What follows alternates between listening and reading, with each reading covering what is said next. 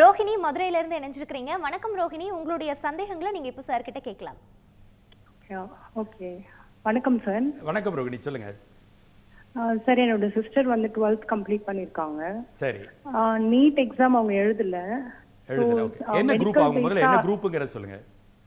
Sir, அவங்க என்ன group எடுத்தாங்கங்கறத சொல்லுங்க. சயின்ஸ் குரூப் தான் சார் எடுத்திருக்காங்க. அதாவது மேத்ஸ் வித் மேத்ஸா வித்அவுட் மேத்ஸ்? Without maths. சரி, சொல்லுங்க. நீட் எழுதல. நீட் எழுதல. சோ மெடிக்கல் ரிலேட்டடா அதர் கோர்சஸ் ஏதாவது படிக்கலாமா? நிறைய படிக்கலாமா? அதாவது நான் இன்னைக்கு மாணவர்களுக்கு சொல்ல விரும்புறது அதான், நான் நீட் கோர்சஸ் எக்கச்சக்கமா இருக்கு. ஏன்னா எனக்கு என்ன ஒரு வருடமும் சங்கடமா இருக்கும்னா, பிள்ளைகள் இந்த நீட் ரிசல்ட் வந்த உடனே தற்கொலை முடிவுக்கு போகிற அளவுக்கு போகிற எக்ஸ்ட்ரீம் எல்லாம் என்னால் தாங்கிக்கவே முடியாது.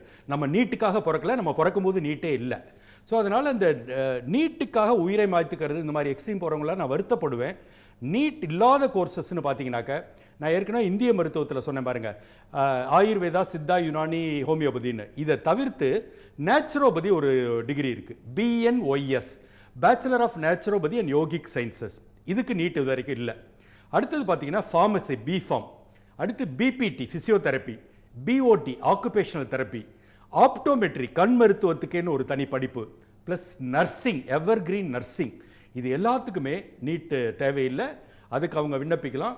இதை தவிர இன்னொன்று நான் ப்ரிஸ்கிரைப் பண்ணுவேன். என்னன்னு கேட்டிங்கனாக்கா, ஒரு 20க்கும் மேற்பட்ட பிஎஸ்சி படிப்புகள் மருத்துவத்தில் இருக்குது. நிறைய பேருக்கு இந்த அவேர்னஸ் இல்லை. அனஸ்தீசியா, ரேடியாலஜி, லேபரட்டரி டெக்னீஷியன், இது மாதிரி ஒரு 20 படிப்புகள் கவர்மெண்ட் மெடிக்கல் காலேஜஸில், ப்ரைவேட் மெடிக்கல் காலேஜஸில் எல்லாத்துலேயுமே சேர்த்து இருக்குது.